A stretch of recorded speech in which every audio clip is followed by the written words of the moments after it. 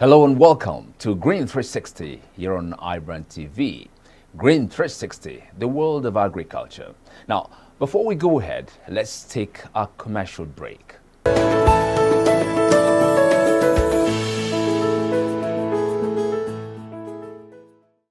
You're watching Green 360, the world of agriculture on iBrandTV. Going forward, let's take this notable quote.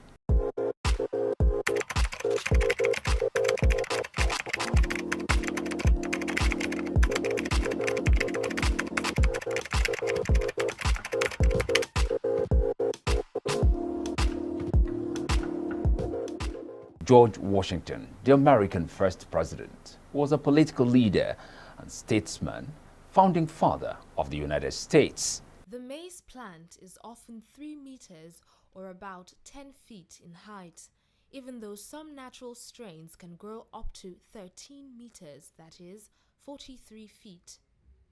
The stem of the maize is commonly composed of 20 internodes of about 18 centimeters or 7 inches in length.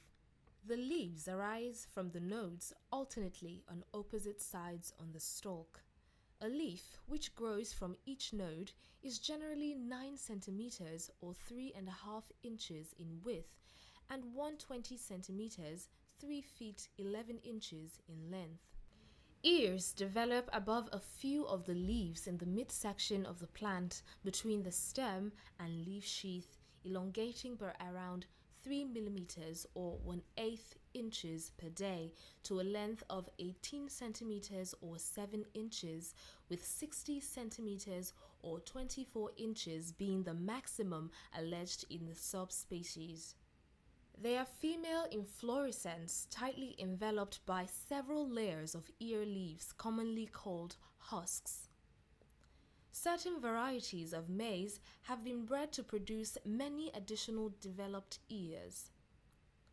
These are the source of the baby corn used as a vegetable in Asian cuisine. The apex of the stem ends in the tassel, an inflorescence of male flowers. When the tassel is mature and conditions are suitably warm and dry, anthers on the tassel dehisce and release pollen, which is dispersed by wind. And because of its large settling velocity, most pollen falls within a few meters of the tassel. Elongated stigmas, called silks, emerge from the whorl of husk leaves at the end of the ear. They are often pale yellow and 18 centimeters or 7 inches in length, like tufts of hair in appearance. At the end of each is a carpel, which may develop into a kernel if fertilized by a pollen grain. Maize is susceptible to drought, while it is intolerant of nutrient-deficient soil and prone to be uprooted by severe winds because of its shallow roots. An ear of maize commonly holds 600 kernels, and most common in white and yellow colors. However, there are various colors such as blackish, bluish-gray, green, and red.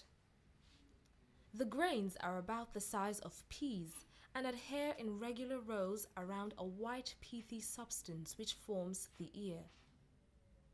The maximum size of kernels is reputedly 2.5 centimeters or 1 inch. When ground into flour, maize yields more flour with much less bran than wheat does. However, it lacks the level of protein of wheat and therefore makes baked goods with poor rising capability. A genetic variant of maize that accumulates more sugar and less starch in the ear is consumed as a vegetable and is called sweet corn. On the first part of this very episode, focusing on maize, you remember I promised you I'm going to come back with the second part. And here we are today. And of course, I still have with me here in the studio, Oluwa Jenyo Babs Olurinde. Welcome once again. Thank you for having me again. Okay, with the first part, we dealt with the cultivation of maize. Yes. And now let's go ahead with what happens after the cultivation. Shall we take a little look into the diseases and how to prevent them? That's talking about maize. Yeah, the most common diseases for maize are actually maybe the root rot and let's say the leaf and the stem beetle. Apart from all those one, and probably the fungi can cause the yellow spots on the leaf. And just mainly it just prevents diseases from maize. Is easy. Just control your pesticides. Use your pesticides well, and control your pesting and control your weeds. That's all for the controlling of pests in What maize. about a farmer who doesn't have access to pesticides? Is there no other way we can get around it? There is no other way to get around it. Actually, you need pesticides. to Are you spray. trying to tell me that all these farmers in the rural areas, Yes. they don't use pesticides? No. Everybody has access to pesticides. There are pests Okay. on every farm. There is no farm you will go to that you don't have a pest that actually literally going to feed on whatever you are planting. So if you are saying a farmer is going without pesticides, that's literally is allowing pests, is cultivating for the pests, is actually working for the pests to feed on his harvest. Because the idea of pesticides is to protect your crops, and so you have your full profit to yourself and not you have some loss due to diseases and other stuff.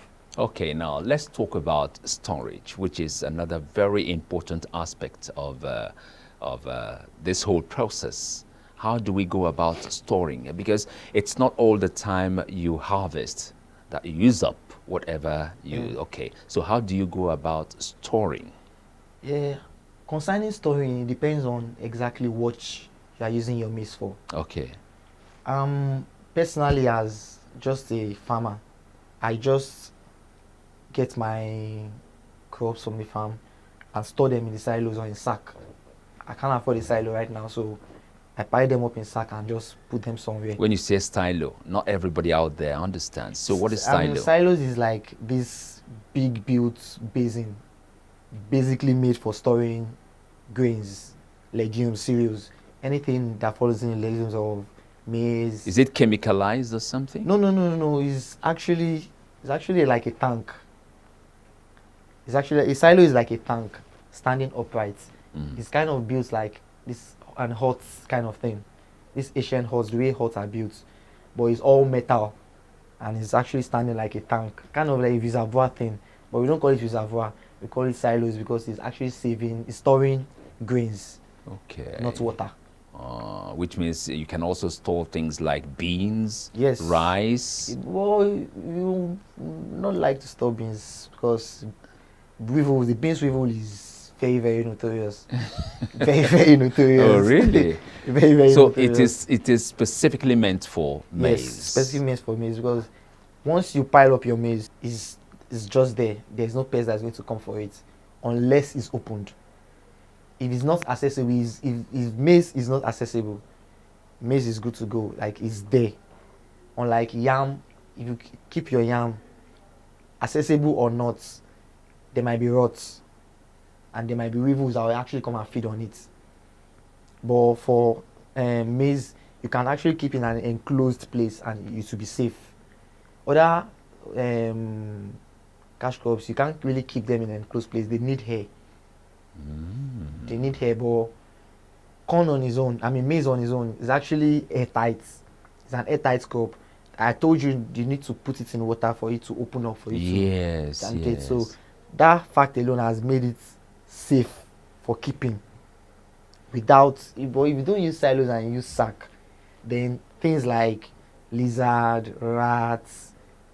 Oh yeah. Literally Can to- easily destroy yeah, the sack and then exactly access it. I can access it. Yes. So that's why most old people who are mainly into using the maize for pap and stuff like that, they will prefer to like grind them before storing. So that's another way for storing it. What's the difference there? When you grind them, they are more durable or something. I don't get. No, actually, the grinding is because it's actually a safer way for keeping. When you grind it, you can actually keep it in an enclosed place. cassava on its own is actually very acidic. Okay. So when you keep it somewhere and you cover it, it actually ferments. And fermenting is actually one of the things that we need in the processing of cassava. But here we're talking about maize. Yeah, I'm just actually giving an example. Okay, okay. So when it comes to maize now, when they grind them, they actually keep them somewhere so that they won't ferment in a container that is closed. The idea of keeping them in a container that is closed is because you are losing it because the rats are eating them and the other stuff are eating them. So when you grind them, they are this kind of semi-liquid form and very easy to keep. They'll actually take this container of the shape of the storage container. So it's not something that a rat will even be enticed to even come and check on. Animals are actually we are attracted to the corn before might not be attracted to it again. I see. I see. All right, now let's talk about the value chain of maize, like the several forms in which maize could be used. Some people use it for making pap. Yeah, maize has many byproducts. As a matter of fact, they even use the shafts that they peel off from the corn. Yes, maize is actually kind of used as a storage system too. There is after they remove all those shafts away from the maize, you can actually preserve it. You can actually use it to preserve things like yam. Wow. Because actually when you put it, the leaf is actually going to be the covering. It's going to be like the protection of the yam, but you can never have enough shaft to protect enough yam. So you understand? So it's not really something that people actually really do. Because you don't have enough corn shafts to keep the yam in check. Probably it's just kind of a waste of time because at the end of the day, the shafts will actually still dry off and you are left with the yam. Okay. So that's why it's not really an option, but for a short while, you can actually stack your corn shafts, and again, you can actually use it for your poultry instead of your normal poultry feed. No, your regular what is sawdust. Okay, okay. So using sawdust, you could use but sawdust, poultry, that's the fowls, they don't eat sawdust. No, they are not eating it. They actually. But they eat this. They can eat this one. They can eat the maize. No, we are not talking about the maize itself. The body. Okay. The shaft outside. The part you peel off. Right, I get what you're talking about. The actual part you peel off. Okay, okay. That's what I'm talking about. All right. Now, what about the maize itself? It can be used in several ways. Yes, it can be used in several ways. Basically, most used for is in this our area is actually probably the pap. Now let's talk about feed. Okay. Poultry feed. Okay. Poultry feed now is very, very expensive and very scarce. Poultry farmers all over the place are complaining. Yeah. So is it that maize is scarce? The thing is, when it comes to poultry, it's not as if the maize is scarce. Maize is just like the main component of a poultry feed. The actual components of a poultry feed is made up of its nutrients. So the corn is just like the rice. The other nutrients are like what makes up the poultry feed. Any animal can actually feed on corn. What makes a poultry feed different from a regular corn? Yes. Is the components with the corn. So it's not actually the corn that is expensive. It's the components that will make up the poultry feed with the corn. Okay. That is actually expensive. I see. The meal, the feed meal, the fish meal. Yes, yes. Things like that are actually things that are expensive. The idea of corn, the corn is just get a carb, get a notable quantity, grind it. The first stage of your poultry feed is ready. But you cannot just feed that. If you are feeding them that, you're just feeding them food, regular food. But you need them to grow. All right. Maybe you want a layer or you need a broiler. So the components are what make the maize is just the main thing. but the components is actually was expensive that actually I makes up. see. Which means maize is available. Maize is readily available. It's not scarce. It's not scarce, it's readily available. Good to hear. That is a very positive one there. We'll come back to finish this thing. We've already started, and that will be directly after this short break. Yeah, you're still watching Green 360 here on iBrandTV Lagos. We'll take a breather here and come back to finish off what we've already started.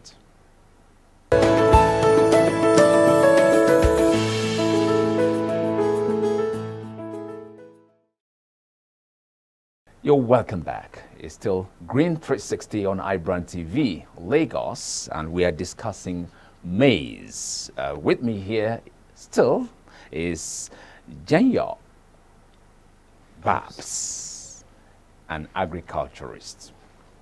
We're back. Let's continue from where we start now. Let's talk about distribution of maize. For instance, you are done with the harvesting. Yeah. How do you go about ensuring that these things get to the market? What are the challenges you encounter? The challenges we encounter are actually not that much, because once you get your products, the market that you sell is already there. People that will get it are already there. Already there and waiting. Already there and waiting. As a matter of fact, some people might actually even go down to your farmlands with you and even pick it directly from your farm, so that they won't have people that will share. Some people actually will follow you to your farm so that they know they will actually get it from you. They know they don't have any competition. That, okay, if I take it from here, you want to go and sell, maybe not tell me that you have someone that you sell to, or no, I will follow you. So as soon as it's a ton, I'm getting a ton from you. They do that too. Or some people just have a fixed chain already that, okay, my product is going to this so place. Maybe those that are linked with companies. Okay, as soon as I get my product, I'm taking my product to so place. Or the little ones, I get my product and I sell it to retail. When I get my product, I sell it to the retailer, like the last retailer, like those that probably want to cook and sell in their house, or cook just for personal consumption, so they don't get a large number. Those are all those ones I sell to. So there are different chains of how it depends on exactly the amount you are talking about. I cannot say I want to sell a ton to a last retailer. Okay, no. That would be too much. Yes. So it still depends on what you're harvesting, what the quantity you're talking about, before you know who or how you're going to get to the person. All right, now, for somebody who is, you said maize is a good starting point. Yes. For a young farmer, a new farmer. Yes. Can you take us back there? Why did you say this is the most advisable way to go for a new farmer if you want to start basically, farming? It's because of the time. It's because of the time. Everybody wants from cultivation yes, to harvest. Yes. Everybody wants to make profit as quick as possible. And as quick as possible means you can make that with maize. 3 months. That's quite something anybody can work with, on like 9, 11 months. So if you venture into maize, there's probability that the next 3 months you get your returns. It's not really like that for others. So if you advise someone that is a new farmer, yes, it's preferably for him to start with maize. So the time, the frustration and everything, you get to work with it. You won't be so much into the time of, I have to wait for 6 months, I have to wait for 4 months, because you are just starting and you need to make money fast. So that's why maize is good. How lucrative, how profitable is maize? Well, farming generally is lucrative. The way you're smiling shows that you must be making a lot of money out of maize farming. Farming is lucrative. Generally speaking. Generally. Okay, let's narrow it down to maize, yes. Okay, now let me break it down. Let me put figures on it. I have 1 acre. I bought my seed for like maybe 3,000. Okay. Then That's a very good one. Let's go that way. Then I got my labor to work for me for the planting for like 10,000. I've spent 13,000. Yes. Then let me say I get my pesticides and all my nurturing. Let me spend an average of 10,000. I can't spend like up to that, but let's just say I spend on 10,000. I've spent over like 23,000. Yes. Now, if I want to sell a ton will be going for almost like, is it not 60,000? My goodness. Now, can 1 acre produce a ton? 1 acre will produce 3 tons. Wait Or 2.5. Wait a minute. Let's not talk about the amount you spent getting the land. Okay? Now, roughly, you've spent 23,000. Okay, let's say 25,000 in cultivating, and then that will take it to the harvest time. Yes. Then at the end of the day, you're making like 3 tons. Yes. And 1 ton goes for like how much? 60,000? Yes. My goodness. Yes. That much? That much. Are you there? Did you hear this? That much. Spending 25,000 naira, and in 3 months, you are making 60,000 times Or more. 3. That's like 100 and... Yeah. My goodness. That's quite lucrative. So what are you waiting for? Okay, now, is the government doing anything at all in this regard? Talking about helping to promote, we're talking about the huge profit now. That's like I said, the governments are always releasing aids. There's aids here and there, but it's not always accessible. That's just the problem. The accessibility of these aids is actually is a problem. It's a big problem. Like, we can go online, there's like that, you can different kind of aids, the government doing this, the government doing that, the government, but nothing is actually really getting to the So since farmer. you started this maize farming, you've never got any assistance, No. from, No. but you have nothing to complain about Yeah. because you keep smiling to the bank. Yeah, I don't have anything to complain about. So see, I'm thrilled. I'm really excited about the huge profits one could make from maize. What do you have to tell the person out there? Well, to everybody listening and watching, agriculture is a good thing. Now talking Agriculture- about maize. Yeah. Agriculture is a good thing to start with. Okay. And you have to put that in mind for you to even venture into any of them. You have to know that you are working as an agriculturalist to start. To start your work, you have to know that you are doing this. You have to put your mind and know what you are doing. As soon as that is done, everything will fall in place. That's what I believe. You keep smiling to the bank. like Genyo Babs. Thank you so very much. You're welcome. We'll come your way again and make sure that the smiles on your face, that smile stays on your face. That's when we'll come with another very interesting edition of Green 360 here on iBrandTV. Until then, this is Michael Nath. Bye-bye.